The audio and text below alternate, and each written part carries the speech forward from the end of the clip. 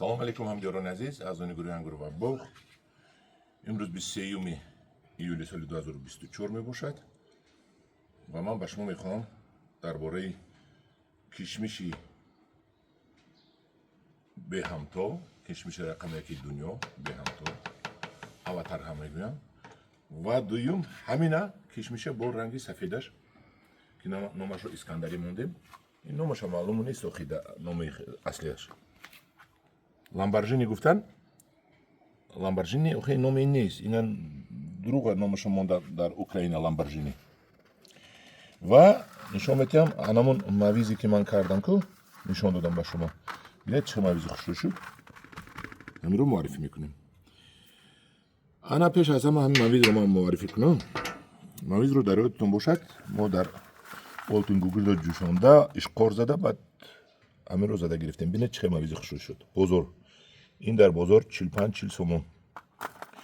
من حاضر باز همین حرکت کردم میکنم که همین رنگ تیلویی رو گیرد زرد و رنگ سبز رو گیرد دو نمود شود. برای این من دیدم در افغانستان کرده ایستادن، در ایران کرده ایستادن. مویز زنگ زدم افغانستان، در آنجا مواد بود است فرانسوزی، همون موادی بود است که در آب خنک آمیخته میکنید و خوشه انگور رو زده میگیرید. اگر در آفتاب آویزان کنید تیلویی میشود، اگر در سایه آویزان کنید سبز میشود است.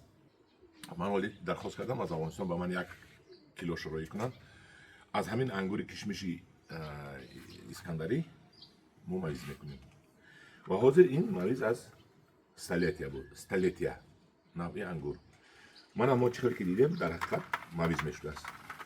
دیدید مویز شیب شیرین نه سالکک ترش مزه. همون مویزوی سفید همش ترش مزه است. در وای بسم الله الرحمن الرحیم در بازار اصلا تروش نیو تک مزهش سالکه تروش تر میتید میکی و راحت چای خط میخورید. میگذاریم با توصیف این دو انگور. خوشه کشمشی به همتو این خوشه میانه اش است. این کیلو میشد. این 1 کیلو وزن دارد. زیادتر هم بودگی است. ببینید این دویمش رو ببینید. من یک تشک کنده داشتم نشون میدم.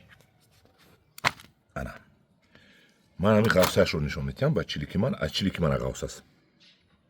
از چلیک مایدی من قوس بید با این چلیک برابر کنیم. با این چلیک برابر یعنی که حالی نه که خام است. انا قسم عقبش رو ببینید. این حالی کبود است خام است و خوردن در کار همونش که با پرگی سیاه شده است. من یکم تایبم از این انا این ببینید ما اینا رو گرفتیم که پگاه تاشکند توفا بریم. انا این اواتر است. دیدید و پختگی این انا منشه چی نمان باش من نشون میدم.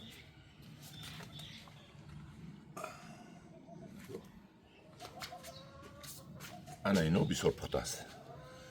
این حالی نپخته است. اینها علاقه بسیار پختن. اگر در بازار شما همین اواتر رو بینید خوشهش رو انتخاب کرده خریداری کنید که انکل سیاه شدگی باشه. انکل این کبوتی سرخی نداشته باشد چون که این خام است. انا این پختگی است. من اینو من خورم حاضر. بسم الله الرحمن الرحیم.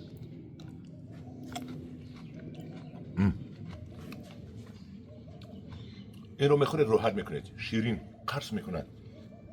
چرتش پرتید. اول گمان میکنید که دونه برو آوردن در کار. بعد حس میکنید که این بدونه است. من نشون میدم بدونه بودنش رو.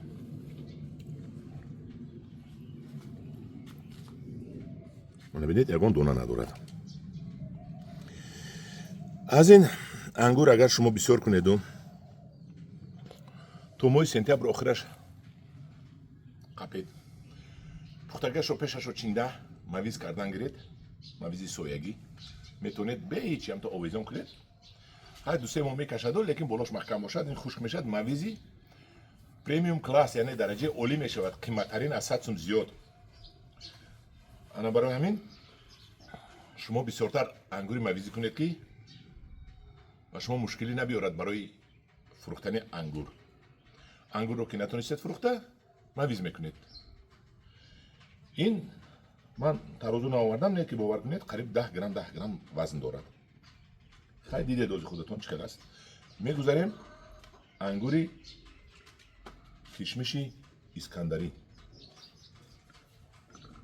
یک تا شنگلچه‌اش رو من اینجا میکنم و یک دوتا دونه‌اش رو. من این دونه برابر اواتر است. من ببینید برابر اواتر است. فقط اینش سیاه اینش سفید. همون اواتر گویم فقط این نفق ندارد. این در یوشش نفق دارد و با نفق پر میشد در خمیش. نه همون اواتر سفیدش. نامش رو ما موندیم اسکندری. حاضر میکشیم میبریم درونش رو میبینیم.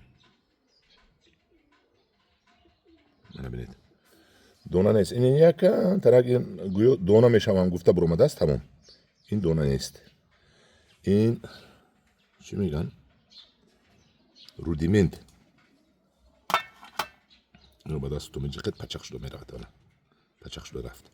دونه باشد پچق نمیشود. من هم بسم الله الرحمن الرحیم خورده میبینیم.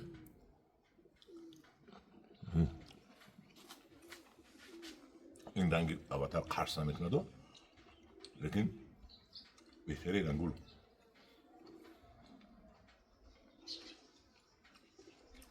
از اینش هم نیهولش هست. از اینش هم نیهولش هست. ماه نویبر آخرش مراجعت کنید. اول دکبر خریده برده شنونید. همدارون عزیز من درباره دو انگور من به شما معلومات دادم. درباره مویز خوش کردن معلومات دادم. کنید یاد گیرید پول کنید زندگانتون رو به کنید. مهاجرت مهنتی نروید. اگر زمین داشتگی باشد همین کمتر زمین هم داشتگی باشد از همین کنید. اگر از زمین اواتر 100-200 گرم 100-200 کیلو 100 کیلو مویز گیرید اینش کنید. اینش هم حالی مویز کردنش من یاد میتیم. همون موادی باید بیاید فرانسوزی. من این علاقه کردم. من نشون دادم به شما مویز شد. همدیران عزیز در پناه خدا باشید. کار یاد گیرید و در همین وطن رو آباد کنیم. کمتر متهم همون خارجی ها شویم. انم خیلی من به شما چقدر میتونم کار یاد میتیم. در پناه خدا باشید.